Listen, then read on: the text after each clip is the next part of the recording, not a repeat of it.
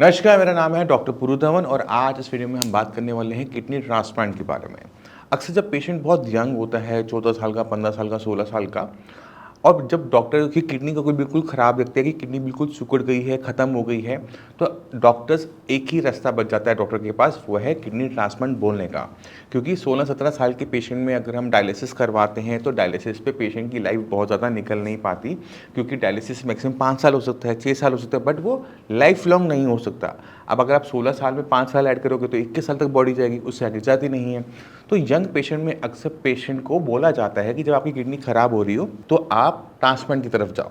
अब जो ट्रांसप्लांट होता है वो ऐसा तो है नहीं कि डॉक्टर ने बॉडी खोली और कुछ कर दिया, उसके लिए हमें किसी और से किडनी लेनी भी पड़ती है। अब जब हम किडनी लेने की बात करते हैं तो अक्सर हमें अपने परिवार की तरफ देखना पड़ता है, फादर मदर की तरफ या अपने भाई बहनों की तरफ। तो जब हम ऐसा कर रहे होते हैं तो अक्सर पेशेंट को लगता है कि ओके ठीक है, मैं अपने घर वालों से किडनी क्यों लूँ, मैं बाहर वाले से ले लेता हूँ, पैसे थोड़े ज़्यादा लगेंगे। मगर आपको समझने की ज़रूरत है कि किडनी किन कंडीशन में अच्छा और लंबा चलती है।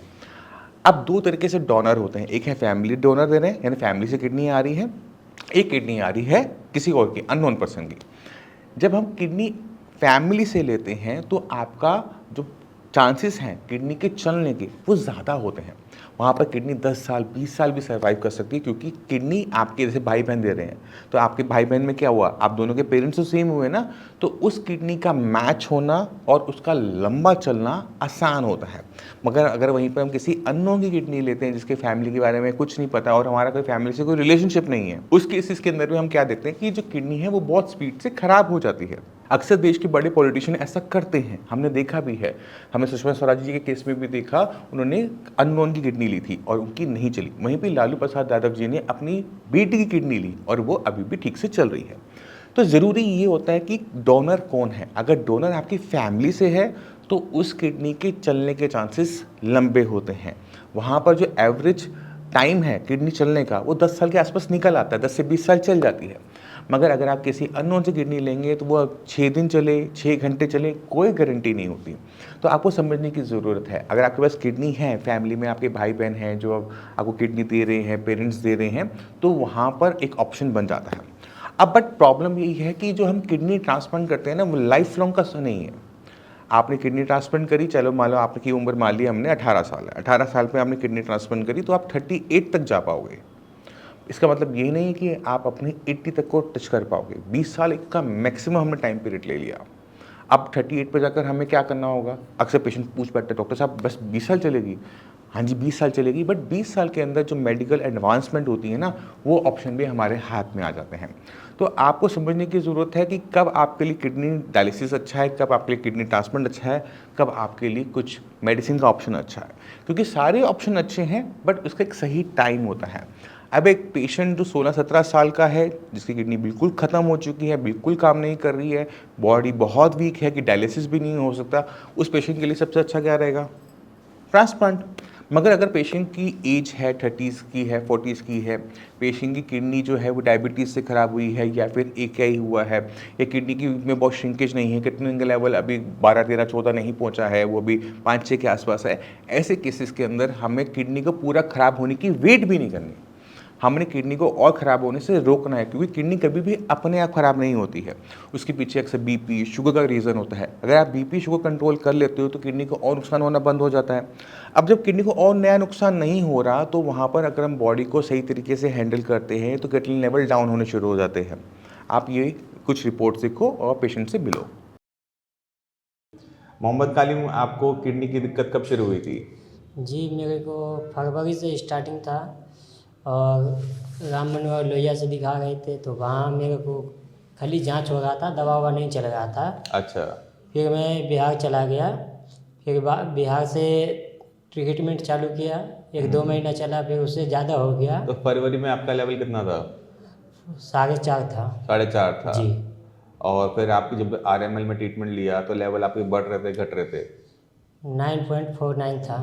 9.49 पहुंच गया था। जी। तो धीरे धीरे बढ़ते हुए फरवरी से लेकर जी। नवंबर तक बढ़ता चला गया। जी, नवंबर तक बढ़ते चला गया। अच्छा, तो डॉक्टर ने कुछ बताया था कि किडनी क्यों खराब हो रही है? सिर्फ चेकअप हो रहा था, 2 से 2.5 महीना मेरा चेकअप हो रहा। उससे मुझे कोई फ़र्क नहीं पड़ा तो मैं गांव भेजा। कुछ तो दवाई दी होगी साथ में? कुछ भी दवाई नहीं चला, कुछ भी नहीं दिया? RML में कुछ भी दवाई नहीं दिया, सिर्फ टेस्ट होता रहा। फिर मैं पटना के डॉक्टर को दिखाया, वहाँ जा कर के कुछ दवाई दिए तो कुछ कंट्रोल हुआ, तो ये चला गया। फिर कि कंट्रोल हो गया तो फिर मैं जा रहा हूँ कमाने के लिए, घर पे बैठा कुछ नहीं होगा। अच्छा, वहाँ जाने के बाद गुजरात गया, गुजरात में जाने के बाद ज़्यादा हो गया। गुजरात में डॉक्टर को दिखाने गए थे? गुजरात में कोई क्लिनिक का स्पेशलिस्ट डॉक्टर मिला ही नहीं। अच्छा, तो फिर वहाँ से मैंने दिल्ली में बुलाया तो आपका इंस्टाग्राम पर मैं देखा वीडियो, फिर आपसे मैंने तो आप संपर्क इनके किया। क्या लगते हैं? भाई है, छोटा भाई, मैं छोटा बड़ा भाई हूँ। अच्छा, ये आपका एक्सीडेंट हुआ था बाइक का, ये कब हुआ था? 2018 में। 18 में। तो 2018 की दिक्कत तो है नहीं। तो आप दर्द की गोलियां खा रहे थे? जी, दर्द की गोलियां चला था एक्सीडेंट में। एक्सीडेंट में चला था 2018 में? जी। उसके बाद नहीं चला? उसके बाद ऐसा तो नहीं 2024 में आपने कोई दवाइयां खा रहे थे नहीं, पहले? वो दर्द की दवा नहीं चला। आपका जो फरवरी में पता लगा था आपका लेवल 4 के आसपास था, 4.5 के जी। आसपास। बट आपका ये जो नवंबर तक लेवल बहुत स्पीड से बढ़ा, ठीक है। और आपके अल्ट्रासाउंड में जो आपकी किडनी का साइज है वो नॉर्मल है, वो सिकुड़ी हुई किडनियाँ नहीं है। जी। तो ये आपकी जो किडनी थी वो पहले खराब हो रही थी बीपी से, जी। ठीक है। बट क्योंकि आपको सही ट्रीटमेंट नहीं मिल पाया था इसलिए किडनी चली गई थी AKI में, एक्यूट किडनी इंजरी। मतलब एक बीमारी के ऊपर दूसरी बीमारी आगे बैठ गई थी। उसने किडनी को बहुत स्पीड से खराब करना स्टार्ट किया जी। और इस वजह से आपके लेवल 4 से 9 पहुंचे कुछ ही महीनों में, जबकि यहाँ तक पहुंचने में कई कई साल लगते हैं। जी सर। ठीक है। और जब हमने ट्रीटमेंट शुरू किया तभी आपका लेवल 9 से 3, पहले से भी कम, फरवरी से भी कम पहुंचा है 1 महीने के अंदर, ठीक है। तो इस कंडीशन को क्या कहते हैं? AKI on CKD। अच्छा, जब आपके लेवल 9 था डॉक्टर क्या कह रहा था, क्या करना है? ट्रांसप्लांट करने के लिए बोल रहे थे, या तो डायलिसिस कराने के लिए। ट्रांसप्लांट के लिए, डायलिसिस के लिए? जी। सीधा बोल दिया था कि कोई और इलाज नहीं? जी। और अब दिखाया डॉक्टर को दोबारा से रिपोर्ट नहीं, जाके? अभी नहीं दिखाए हैं। वो डॉक्टर को दिखाया नहीं, सीधा आपके पास ही आए।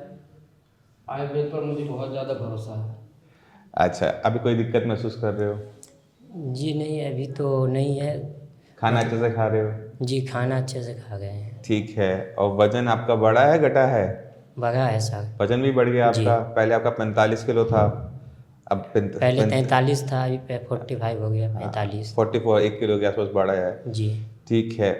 और शरीर में किसी टाइप की दिक्कत महसूस कर रहे हो? सूजन वूजन कहीं आ रही है? जी नहीं, सूजन तो नहीं आ रही है, बस किसी टाइम कमजोरी टाइप का लगने लगता है। चलो, मैं आपको एक अच्छी चीज़ बता देता हूँ, ना भी आपको ट्रांसप्लांट की ज़रूरत है ना भी आपको डायलिसिस की ज़रूरत है। जी सर। अभी बस आपको जो थोड़ी बहुत जो आपने सेहत खोई है जी। है ना, परेशान होते हुए, उसको वापस गेन करने की ज़रूरत है। जी सर। ठीक है। तो बाकी जो किडनी की मरीज़ है उनको कुछ कहना चाहोगे? ये आयुर्वेद बहुत अच्छा है, यहाँ आइए, मिलिए उस डॉक्टर पुरु धवन से। आपके पास पुरानी रिपोर्ट है अपनी, पुरानी वाली पिछली जी वाली? सर। दिखाना एक बारी। पैर में सूजन तो है नहीं ना? जी नहीं। जैसे कालिम जी बता रहे थे कि इनकी बहुत सारी जांचें हुई थी RML में, तो इनकी रीनल बायोप्सी भी हुई है। रीनल बायोप्सी के अंदर जैसे मैंने बताया कि किडनी जो थी वो स्क्लेरोस थी। स्क्लेरोस मतलब अंदर से सिकुड़नी शुरू हो गई थी, वो बीपी की वजह से होती है। बट जब वो उसमें हो रही थी तो उसमें एक बहुत बड़ा हिस्सा ऐसा था, 30 to 35% patchy acute tubular injury, यानी किडनी जो थी बहुत स्पीड से ख़राब हो रही थी, जी। ठीक है, बहुत तेज़ी से ख़राब हो रही थी। अब जब आपका ये जो रिवर्सल हुआ है वो इसलिए हुआ है क्योंकि किडनी के अंदर जो एक्यूट पार्ट था, एक्यूट मतलब स्पीड से ख़राब जो हिस्सा हुआ था, वो बहुत तेज़ी से रिकवर हुआ है। ना सिर्फ वो रिकवर हुआ है बल्कि जो आपका क्रॉनिक वाला पार्ट था उसमें भी रिकवरी देखने को मिली है। इसी वजह से पिछले महीने इनकी जो रिपोर्ट थी 3 नवंबर 2024, क्रिएटिनिन लेवल 9.49, ठीक है। अब ये इन्होंने टेस्ट करवाया था, अब का जो टेस्ट है उसमें इनके लेवल बदल के क्रिएटिनिन का लेवल 3.96 हो चुका है, ठीक है। यूरिया भी बहुत रिड्यूस हुआ है। पहले इनका यूरिया था 119, 120 के आसपास था, अब 60, बिल्कुल हाफ हो गया है। तो इतने बड़े बदलाव तब किडनी के अंदर आते हैं जब किडनी के अंदर जो सूजन वाला हिस्सा है वो ज़्यादा हो। अगर किडनी के अंदर हिस्सा मर जाता है तो वो रिकवर नहीं करता है। अगर किडनी के अंदर सूजन बहुत तेज़ी से फैला है तो वो करता है। अभी भी आपका जो संकट है वो पूरी तरह से ख़त्म नहीं हुआ है, इस चीज़ का ध्यान रखिएगा। आपका जो बाइकार्बोनेट लेवल आया है आज वो बहुत कम आया है, ठीक है। और इसी वजह से जो किडनी थी वो एक के अंदर भी शायद थी, तेजी से खराब हो रही थी। तो आपने ध्यान रखना है कि कुछ भी खट्टा नहीं खाना है, संतरा, मौसमी, आम, इन सब से बच के रहना। जी। और आपको एक गोली देते हैं हम सोडा की, खून का तेजाब को बुझाने वाली, जी सर। उसकी मात्रा मैं बढ़ा रहा हूँ जिससे आपका जो ब्लड है वो नॉर्मल की तरह हो जाए और किडनी को जो नुकसान ये पहुंचा है वो और भी रिकवर हो जाए। ठीक है। तो आने वाले टाइम में पता लगेगा कि किडनी कितना रिकवर कर सकती है, क्योंकि किडनी के अंदर जो अभी मरा हुआ हिस्सा आ रहा है वो जिंदा नहीं होगा, बट और हिस्सा ना मरे इसका हम कर सकते हैं। ठीक है। तो अभी ना डायलिसिस करवाना पड़ेगा ना ट्रांसप्लांट लंबे टाइम तक। खुश हो? जी सर। अब तो खुश हो ना? जी सर। ठीक है। चलो अब अपना करो, अपना खाओ पियो, जो काम करना है काम सर करो। खाने में क्या क्या खाना है? अब आप क्या खाना चाहते हो? सुबह उठ के पराठे लो, गाजर मूली प्याज गोभी का, आलू का छोड़ के किसी भी सब्जी का सूखा पराठा ले लो। जी सर। ठीक है। ऊपर हल्का थोड़ा बहुत अगर सफ़ेद मक्खन रखना है या मलाई रखनी है, घी रखना है, वो रख सकते हो, बट तवे पे नहीं लगेगा। ठीक है। रोटी सब्जी जो अपनी आपको दे रखी है पूरी खाओ, चावल खाने चावल खाओ, मना नहीं है, नॉन वेज पूरा बंद रहेगा। जी सर। और चाय कॉफ़ी का सेवन बिल्कुल भी नहीं करोगे। जी सर, वो तो नहीं। ठीक है। और ये जो खाने पीने पे जो परहेज है वो पूरे जीवन काल के लिए है। जी सर। जिंदा रहना है तो फिर हाँ, अगर आपको अपनी सेहत को ठीक बनाए रखना है तो खाने पीने का जो छोटा मोटा परहेज हमने दे रखा है, खट्टी चीज़ों से परहेज और चाय कॉफ़ी से परहेज, ये पूरी जिंदगी चलेगा। दूध लो, कोई दिक्कत नहीं है, चाय पत्ती किसी भी फॉर्म में नहीं लोगे, ना ब्लैक टी लेनी है, ना आपने ग्रीन टी लेनी है, ना दूध वाली चाय लेनी है, कोई चाय नहीं लेनी। जी सर। ठीक है। इसको करो। और अभी 1 महीना हुआ ट्रीटमेंट लेते हुए, जी उम्मीद सर। करते हैं कि आने वाले 1-2 महीने में और हमारा बढ़िया सुधार हो जाएगा, फिर आपसे दोबारा मिलेंगे। ठीक है। जी ठीक। तो आपने खुद देखा आप किस स्टेज पर हो, कितना किडनी लेवल है, क्या उम्र है, क्या आपकी बॉडी टाइप है, उस पर डिपेंड करता है कि आपके लिए कौन सा प्रोसीजर सही रहेगा। कोई प्रोसीजर गलत नहीं है, बट हर चीज़ का एक पर्टिकुलर टाइम होता है, एक पर्टिकुलर क्वालिफिकेशन होती है। तो उस चीज़ को आप सभी को समझने की ज़रूरत है। आप अगर इस बात को समझ जाते हो तो अपने आप को किडनी फेल होने से भी बचा सकते हो। अगर किडनी आपकी ऑलरेडी ख़राब होनी शुरू हो गई है तो उसके पूरे ख़राब होने तक की आपको वेट करने की ज़रूरत नहीं है। आपको उसे किडनी को वहीं ख़राब होने से रोकना है कि आपकी किडनी जितना लंबा टाइम आपके साथ हो सके चले, क्योंकि डायलिसिस एंडलेस नहीं हो सकता, ट्रांसप्लांट एंडलेस नहीं चलता। आपकी अपनी जो किडनी है बस वही लंबा चलती है। तो अपनी किडनी पे होल्ड बनाए रखना, उससे अच्छा काम लेना, उसको अच्छी हेल्थ देना, उसे क्रिएटिनिन डाउन करना, ये आप लोगों के हाथ में है और आप लोगों की नॉलेज पर है। फिर भी आपके माइंड में कोई भी डाउट रह जाए, कुछ भी पूछना चाहते हो, मोस्ट वेलकम है, आप आके मिल सकते हो। डॉक्टर्स की पूरी टीम है, उनसे भी आप बात कर सकते हो। इसी के साथ आपसे भी चलने की आगे चाहूँगा। मिलते हैं अगली वीडियो में, तब तक के लिए नमस्कार।